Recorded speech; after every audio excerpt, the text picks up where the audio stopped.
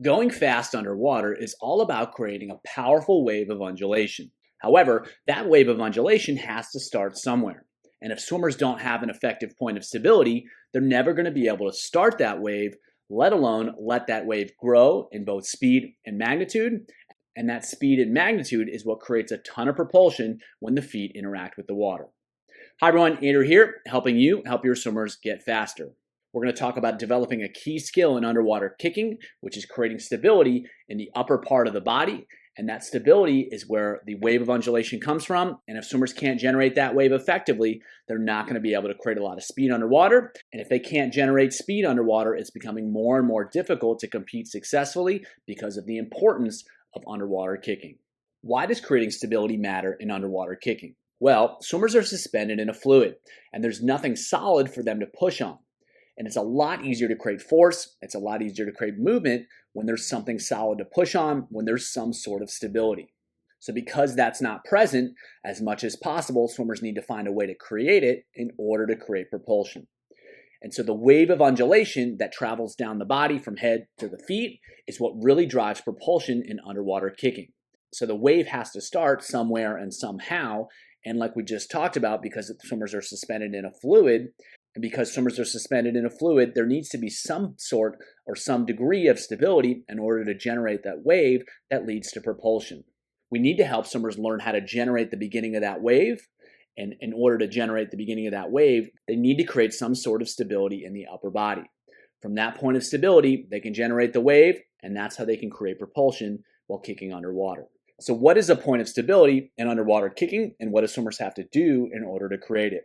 Well, fast underwater kickers have control over their upper body, their shoulders, their head, even their hands when they're up in streamline, and they use that control to start a wave of undulation.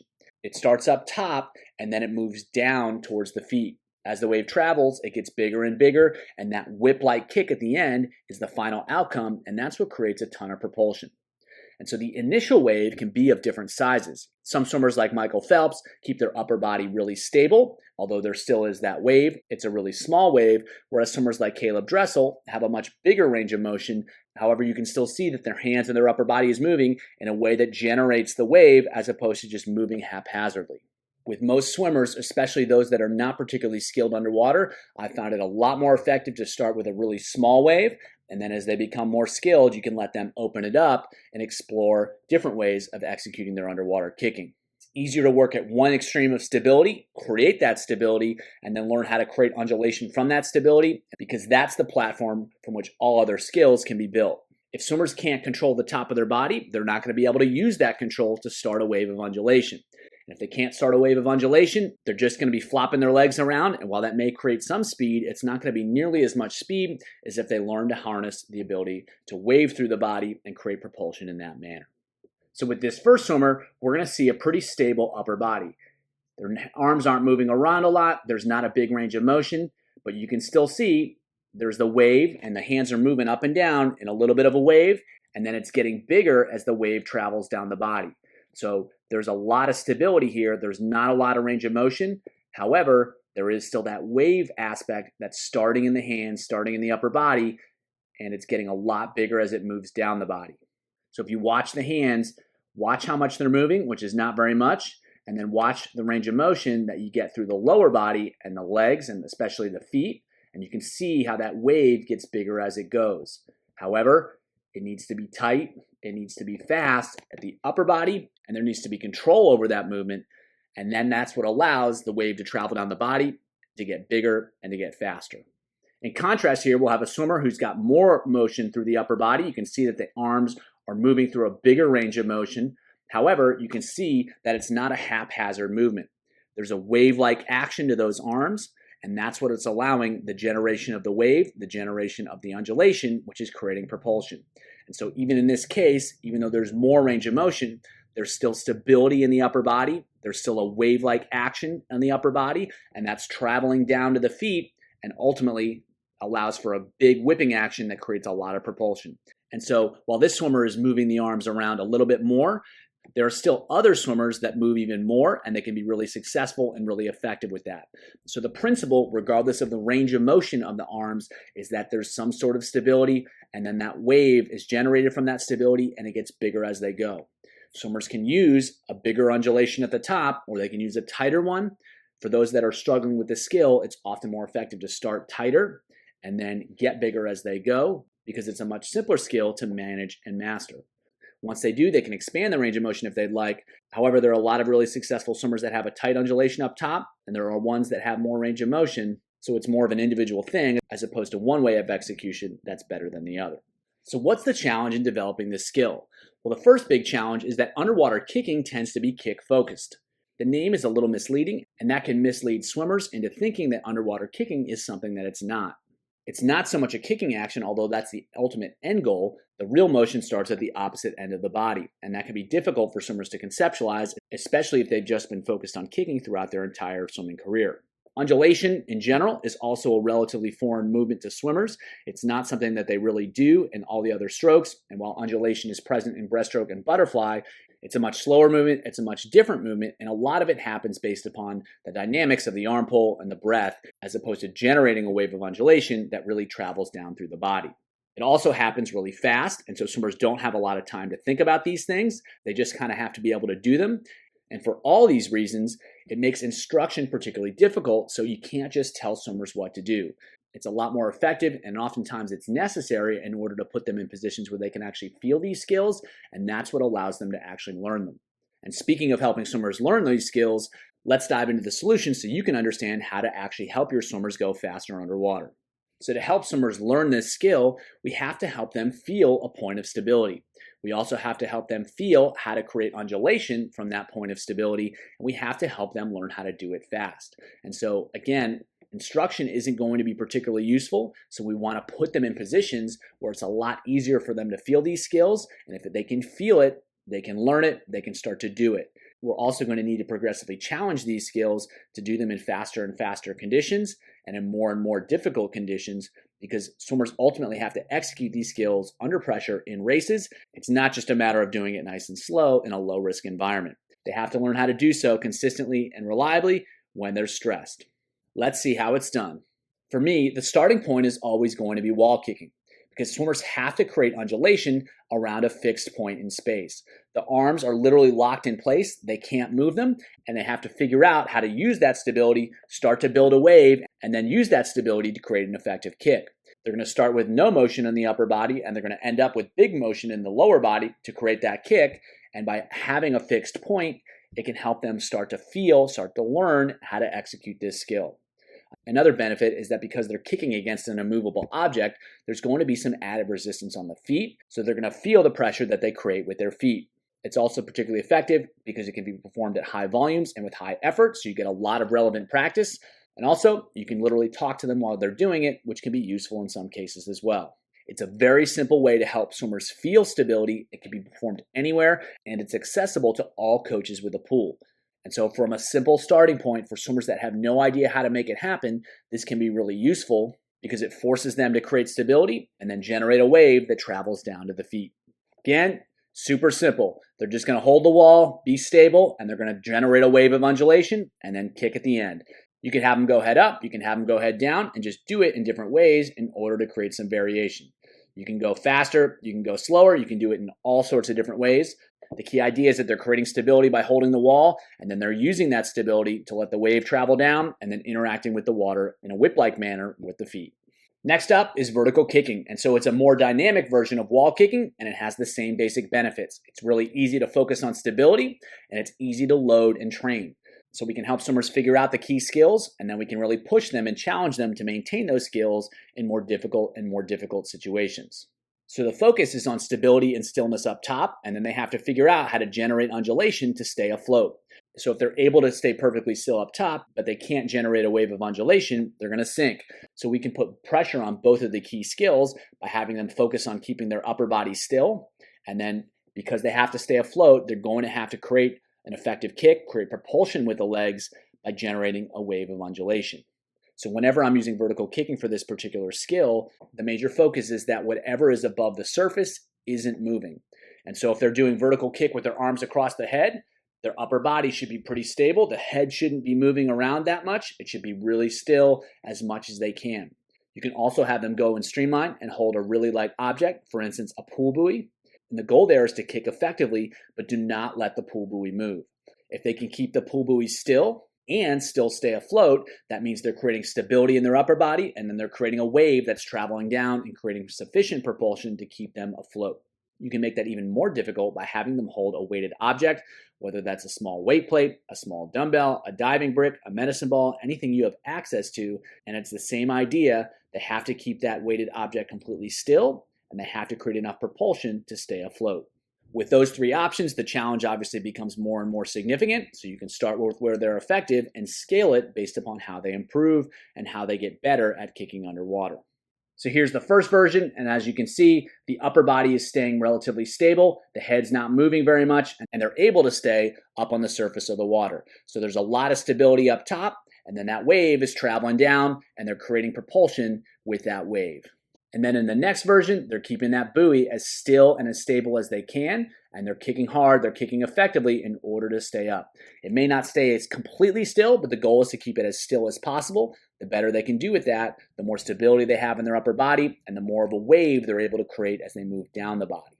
Finally, we have him holding a small object, and so he's trying to keep it as still as he can as he does it, and this can be really challenging, especially when they don't have fins on. So the idea here is to be really strong, really effective. They have to work really hard to keep up, to work against the weight, and they also have to work really hard to keep the weight really stable. So this is a really big challenge, especially if you don't use it with fins, and of course you can use it with fins as well to create a different load and a different challenge. Next up is underwater kicking holding an object. And so it's going to be the same principles as the previous exercise with vertical kicking, but now they're moving underwater as in normal kicking, and there's still a continued focus on stability. So what they're going to do is they're going to hold either a light object or a heavy object in their hands, and they're going to focus their attention on the object and keeping it completely still, just like we did in the vertical kicking with streamline. So you can have them hold something like a paddle, or if you have access to it, a light weight plate, or even a light dumbbell. Obviously, the lighter objects are going to be a lot easier to control than the heavier ones, and so you can scale the challenge based upon your swimmer's ability. The goal is to give them something to focus on. So if they have something in their hands that they're trying to keep still, it's a lot easier to find that stability as opposed to just trying to keep their hands still. They can focus their attention on an external object, and that seems to make it a lot easier to feel the skills that we're looking for and to actually create stability. And because they're actually moving forwards underwater, you can train it just like regular underwater dolphin kicking, and the object that they're holding just provides extra feedback, and there's a greater focus on skill development, specifically the skill of creating stability. So for swimmers that are really struggling to start that wave effectively, this can be a great transition exercise from working on these skills vertically and to working on these skills underwater. And certainly if you have the ability to load this exercise in a little way, it can be really useful for really challenging this skill and building some strength in this skill. So if you watch this swimmer here, he's holding a fin. He's trying to keep that as still and as stable as possible. Of course, there may be some movement. However, the goal in the context of this exercise is to try to keep it as still as possible. And the more swimmers can keep it still, the more effective they're going to be at creating stability and figuring out how to create a wave of undulation from that point of stability. You can also have swimmers hold a light object. In this case, it's half of a weight belt, and they're trying to stay really stable, and they're trying to create undulation and trying to create propulsion from that point of stability. It's harder to manage that resistance. It's harder to control it, but once they can do so in this context, it's a lot easier to do it without the added resistance. Having covered really effective activities, let's cover how to make those activities even more effective. First up is resistance. So swimmers are going to have to work harder to overcome the resistance. They have to be more effective at creating stability in order to do so. So it's the same task with more of a challenge. You can either resist the body with parachutes, stretch cords, power towers, or anything similar. It makes it more difficult to move the body through space. So they're going to have to create more propulsion, which means they have to be more effective at creating stability, more effective at generating the wave, and more effective at keeping that wave flowing down the body fast in order to end up creating a lot of propulsion with the feet. You can also resist the limbs using drag socks or other similar items, and that makes it a lot more difficult to move the limbs through space. So if swimmers aren't good at generating the wave, if it's not traveling through the body well, it's going to be a lot more difficult to move those feet fast at the end of the motion because they have to work against all that resistance. So swimmers have to be more effective at starting the wave, and they have to be more effective at letting it travel down the body to create a lot of propulsion. So you can use any of the activities that we've discussed and make them a lot more effective by using resistance as well.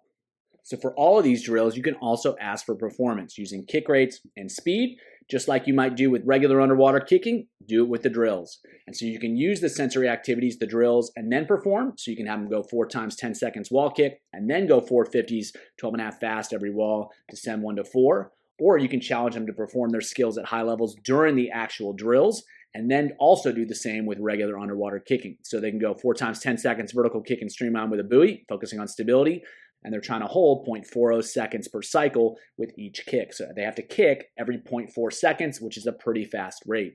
Then they go 425s freestyle, 15 meters fast underwater, and they're going to try to minimize stroke count and time. So they have to be good underwater in order to do that. So 2 different options. They're both really effective. You can use both of them. I use both of them. Regardless, you want to ask for performance in order to challenge swimmers to level up their skills, perform the drills at higher and higher level. And if they can do that, they're going to be able to perform underwater at a higher and higher level as well. So let's take a look at some sets to help you understand how to put this all together. So this is more of a skill set. There's not a whole lot of pressure on performance, just a solid effort throughout. So they're going to go 4 rounds through. They're going to go 4 times 15 on, 15 off of wall kick. Then 4 times 10 on, 20 off of vertical kick and streamline with a buoy. Then they're going to go 4 15s, underwater kick holding a paddle, descend 1 to 4 to strong, and then 2 50s that are steady effort with 8 fast underwater kicks each wall. So we're starting off with wall kick. It's the most isolated. It helps them feel it probably the best, but it's the least relevant. Then they're going vertical, trying to execute that same skill, trying to be really stable up top. Then they're going back underwater, but they've still got the extra reminder of the paddle to help them figure out how to maintain that stability. And then they're going to put it all together with 250 swim, and they're going to really try to let it rip on those underwaters and go steady effort on the swim itself. So 4 rounds through that, it gives them a lot of opportunity to feel these skills, and they can feel how to take it from the least relevant to the most relevant activity and try to transfer those skills along the way as they go. Next set is a little bit more of a fitness set, and we're trying to build these skills into some fitness work. So they're going to go 4 rounds through. They're going to go 4 times 10 on, 20 off fast. The odds are wall kick. The evens are vertical kicks. So they're really working the legs hard. Then they're going to go 4 100s, and they're going to go a certain number of strong kicks every wall. The freestyle itself doesn't need to be super fast, but the kicks need to be really good. We'll repeat the wall kick and the vertical kick each round, but we're going to add a kick to those 100s in order to challenge swimmers to maintain an effective kick, maintain a really good kick throughout the entire set. Of course, you can adjust the kick number for individual swimmers. The idea is that you add kicks as you go through. And so on the drills, we're really locking in that stability with the wall kick and the vertical kick, and they're practicing doing it at really high intensity, and then they're trying to transfer that over to those 100s freestyle. And because there's 4 rounds, they get 4 opportunities to try to make it work, trying to make it happen. The more practice they get, the more likely it is to show up in actual swimming. Next set is more of a speed set. They're going to go 2 rounds through this. The first half of the set, they're going to go 4 times, 12 seconds fast vertical kick with drag socks. This is just arms across the chest. And then they're going to alternate that with 8 seconds fast vertical streamline dolphin kick with drag socks and a buoy. And they're going to try to hold 0.50 seconds per cycle throughout. And with drag socks, that's a pretty fast rate. They're really trying to be stable through those 8 repetitions. Then they're going to go 2 15s, underwater kick holding a paddle with drag socks fast. Again, trying to maintain that really great stability as they go really fast underwater. Then they're going to repeat the same thing, except they're only going to go 4 total repetitions with the vertical kick. But this time they don't have drag socks, so no resistance, but they've got to go at 0.40 seconds per cycle throughout instead of 50. So it's going to be faster rate, but they don't have the resistance. Then they're going to go 2 15s done the same way, except without drag socks. And then they're going to go 25 fast with 10 underwater kicks. Try to put it all together. Repeat that twice. So with the vertical kick, they're getting a really good sense of how to create stability. They're going to do that with the drag socks in the first half and without the drag socks the second half. Then they're going to try to make that happen with the paddle underwater, and then they're going to put that all together with a 25 fast swim. So lots of different ways to challenge these skills and challenge them in ways that ultimately are going to help swimmers learn how to execute these skills in pressure situations, going fast with fatigue and doing it over and over and over again. And that's what needs to happen in races. While it's a relatively simple skill, it can be challenging for swimmers to learn. However, if you give them the most effective activities, it's going to make it a lot easier for them to learn it. And you can train those activities, making them more likely to actually show up in races. If you want to learn more about how to help swimmers improve their underwater kicking, check out the video below.